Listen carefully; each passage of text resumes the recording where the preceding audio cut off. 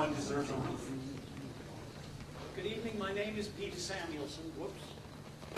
Good evening, my name... Third time's the charm. Good evening, my name is Peter Samuelson.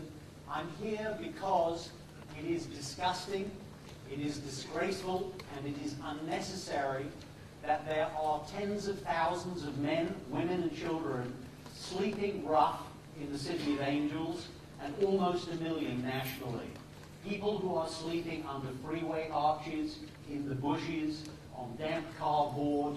The woman off of the San Diego freeway who said, "I will show you where I sleep," and took me to the box that a refrigerator came in, and on the side it said Sub-Zero, and I realized I have the refrigerator, she has the box. Here is the value proposition. If we work together, by the end of January, that's 3 months' time from now, there will be 1,000 men, women, and children who will not be sleeping in a disgusting, deplorable way that is a disgrace to us as Americans. What is EDAR? An EDAR is a 4-wheeled cart that I have invented. In the daytime, you push it around. It has zippers and pockets. You do your recycling. It has brakes. You hang your panniers over it. At night, you park it. You unfold the back. You unfold the front. You unzip it. You get inside, and you go to sleep on a comfortable mattress. It costs $492, which will fall as we order 1,000, I hope, in January with your help. We need $500,000, 500 times 1,000 units. They will house 550 men, 350 women, and 100 children, because 10% of the homeless are under the age of 18. What have I done so far? I had the idea because I did 62 interviews with homeless people on my bicycle, and I asked them what they needed. I put up prize money at the Art Institute in Pasadena, and we drove a competition for the EDAR. That's where the design came from.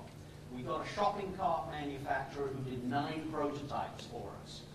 On the 9th one, I ordered 60 of them, which was funded with donations that I just didn't know what we did with them. Those 60 are now deployed all around Southern California through partnerships with shelters who love these because they create a relationship stickiness also with shelter-resistant people. We are Americans. We have money. We live in a society that is defined by its weakest link.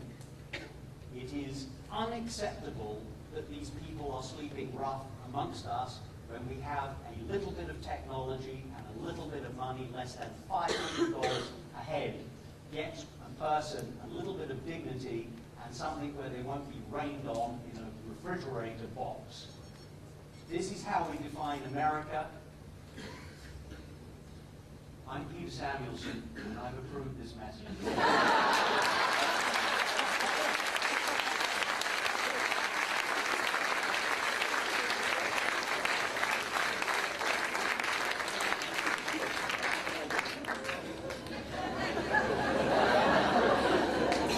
I don't know if you planned on saying that at the end, or if you planned on replying, but that was terrific.